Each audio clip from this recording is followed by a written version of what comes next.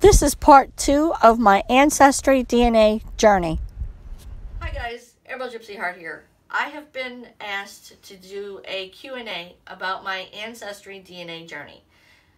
This video is in collaboration with another Facebook page. And so I decided I was going to edit it all together and let you see what my answers were to some of the questions. So, if you'd like to know where I am in my journey, just keep watching. Hi, my name is Chanel. I was born in New Orleans, Louisiana, or so my birth certificate says. I've known that I was adopted since forever. It was never kept from me. Mainly because I don't look like my mother or my father. But they had both been married previously. My mother had to have a full hysterectomy at the age of 17. My dad has 2 biological sons. And the question was posed to me just recently. Was I adopted because I was wanted? Or was I adopted because my mother wanted to keep up with the Joneses? So was I adopted because she really wanted a child? Or was I adopted because she wanted to appear like everyone else? Now, growing up adopted, I didn't have a whole lot of problems growing up adopted. You know, like I said, I've always known I was adopted. My mother, in today's standards, my parents would not have been allowed to adopt. My mother, in 2011, was diagnosed bipolar schizophrenic. So my childhood, although I know that there are people that have worse childhoods than myself, my childhood wasn't the greatest, especially when my parents finally divorced after 26 years of marriage. I have always wondered, and I know every adopted person says, well, I've always wondered. And just up until recent events, I was that kid. Wow, they look like me. Is that my mom? Oh, well, those kids kind of resemble me. Is that my family? And later on in my story, you'll understand why that became kind of comical later on. I investigated all of the ones that were on the market. AncestryDNA, 23andMe, Heritage. I used AncestryDNA because it had a higher ranking for those of us that were looking for our family. I will be doing 23andMe because I carry several different autoimmune diseases. I'm also legally blind.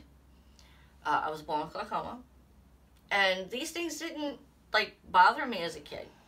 I just always wanted to know, is that part of who I am? I had been wanting to do this. Just kept dragging my feet. And here's why. When I was 12 years old, that's when my parents split up. And my mom was just really emotional. And I didn't understand why. I do now. And so I had written a letter. And who'd have known that today's technology, I'd be able to spit in a cup and know who I am. But I'd written a 2 or 3 page letter letting my mom know that I would never look. Why? Because she was there. I had been in and out of hospitals from the time I was 16 months old. I have had 4 eye surgeries, tubes in my ears 4 times, different other things that I'll get into that in a bit. So when I opened the test, first of all, I ordered it off of Amazon. So I sat and I was like, I'm scared. So I ordered the test. It came on the 3rd. I didn't actually take the test until the 7th of September, which my birthday is the 10th of September. And it was a gift from my husband. And my sister does all my film work for me. She runs the camera for me. So we read the directions, and I just, there's a video on my channel, and I will have a link for that below. So I did the test, and I told my sister, let me explain my sister. She and I aren't actually related at all, but she's the closest person to me that I have ever had that even remotely feels like a sibling. In fact, we actually fight like siblings. So I told her, I said, hurry up, let's do this, and let's get it to you and get in the mail before I change my mind. I was told that it would take 4 to 6 weeks. And I'm like, okay, I got this. I would check the app and I would watch the progress. Well, my husband, my cousin, and her other half decided we were going to go to Leavenworth, Washington, which is where we currently live. We live in Washington State. And I was about to take a picture of my cousin when I saw the drop down on my phone. And all I saw was the word DNA. I was like, oh, it's just, you know, blah, blah, blah. And I just kind of flipped it up. And a few minutes later, after taking the picture, I was like, okay, I need to see what that said because it's a DNA.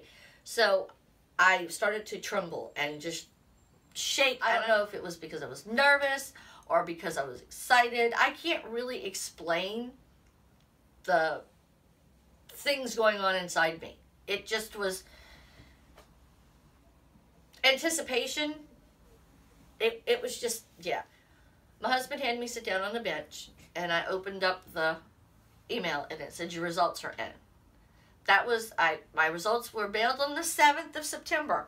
On the 30th of September, my results were in. And that was a Sunday. So on Friday, I said, oh, it's, you know, at the final stage. I won't hear anything until Monday or Tuesday. So, yeah. When I opened the app, and I saw for the first time where my ancestral roots are from. My parents had been given the non-specific information that my mother was of Italian descent and my biological father was of Native American descent. And that's all they would tell them. Well, they were wrong. This is the geographical information, and this is the ethnicity breakdown. I don't even have any, like, sub-Saharan African in me. I have Norway. I have Norwegian ancestry. I have a friend who is third-generation Norwegian, and I have more Norwegian blood than he does. So there's no French in me. There's no sub-Saharan African. I have Ireland and Scotland and Wales, which explains so much. I don't travel in today's societal norm of religion. I was raised in a Roman Catholic family, but since I was probably 14, I have not really identified as Catholic or Christian. I practice earth magic. I am Wiccan or pagan or however you want to look at it, or Celtic, and I love that kind of part of who I was that I didn't know who I was of. So the emotions, I was just, yeah, I don't get speechless often, but I was rendered speechless for about 10 minutes. And I was crying and just people were looking and my husband goes, she's all right. She just got some really good news. And, you know, so people are walking past and here I am ugly crying because I am just that overwhelmed. My journey now, it's all over the place. Within less than 24 hours, I had a first cousin DNA match contact me. And she says, hi, I'm so-and-so, and we're related somehow. And I was like, I don't know how we were related. I was adopted. And she said, oh, okay. She says, well, I'll get the family historian, basically, to contact you. I was like, all right. Little did this person know that the person that she had spoken to, no one in the family other than my biological mother, her mother, and my biological mother's husband at the time. So she gives me an email, and he hasn't told her anything yet. So I email him, and all I put in the subject is DNA. So he gets back to me a few, really, like, few minutes later. Where were you born? And my birth certificate says New Orleans. Guess what? I was actually born in New Orleans. He said, my mother gave up a daughter in 1971. I am that daughter. The sad thing is, though, is that in the 90s, I knew that I had lost the chance. I don't know how, but I felt that I had missed out on actually getting to meet her. She died in 1994 from complications from brain surgery to have what's called a meningioma removed, which is non-cancerous. It's just an anomaly. Guess what? I have that same anomaly. They don't do anything for it now unless it grows, and mine is 4.4 millimeters currently. I didn't think I'd find answers that day. I was expecting 2, 3, maybe never. My biological mother had 3 children. I was the last to be born. She has an older daughter, and then the gentleman that I had been talking to, who is my half-brother. They are biologically full siblings.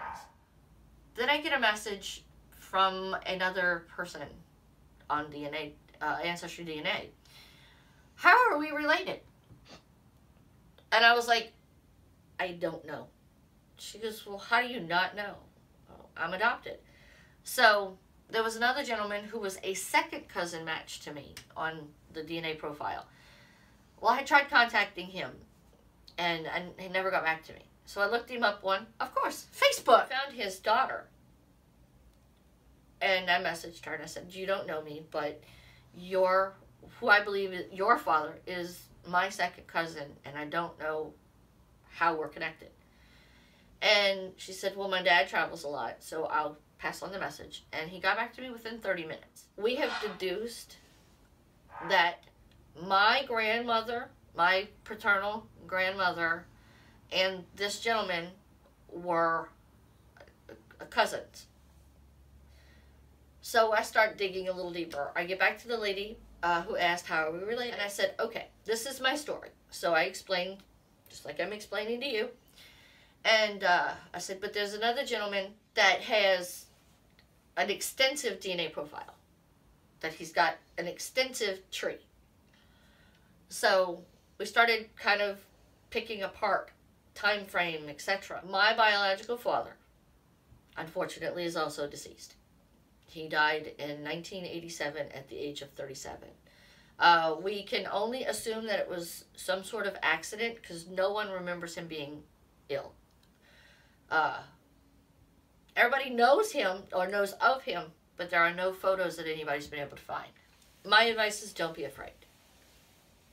You need to do the journey your own way, be it through DNA, etc. But do it. Do it so that your future generations can know where they come from.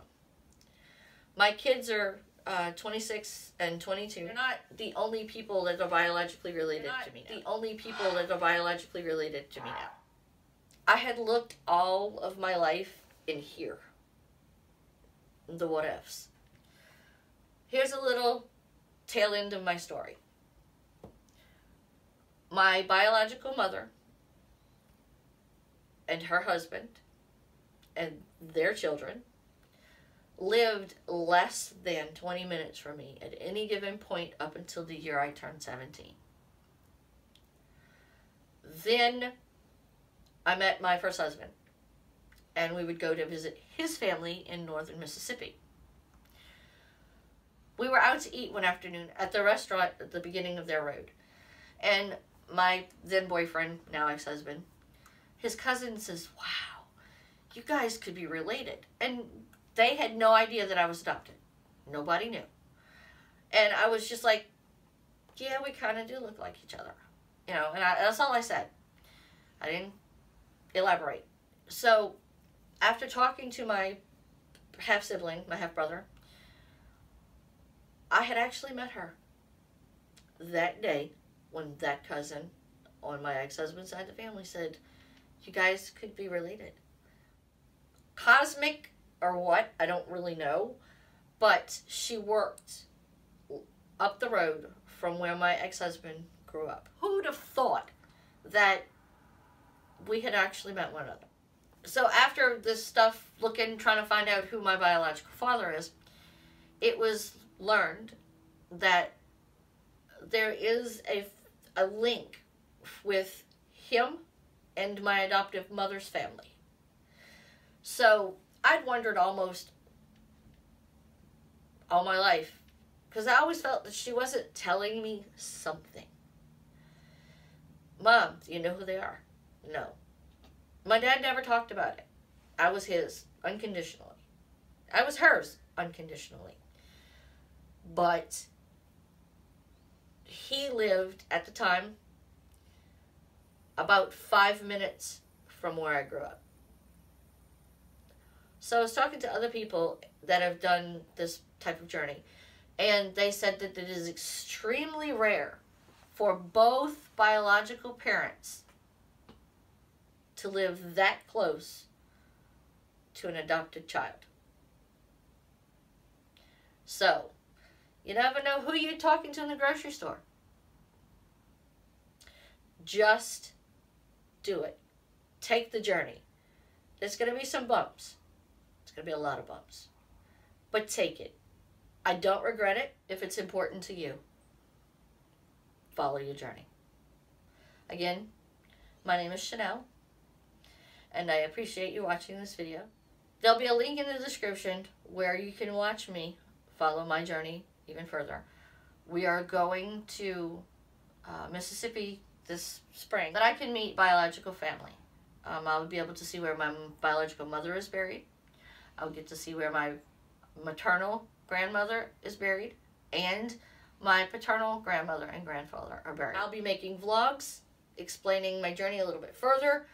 To follow along with my journey, please look up Emerald Gypsy Heart on YouTube.com. I hope that you found this information somewhat helpful. So, as I always say in all of my videos, be good, stay out of trouble. Don't do anything I wouldn't do. And I'll see you in my next video. Bye, guys. Again, thanks for watching. You know the drill. Subscribe if you haven't, ring the bell so you know, and we'll see you in our next video. Bye, guys.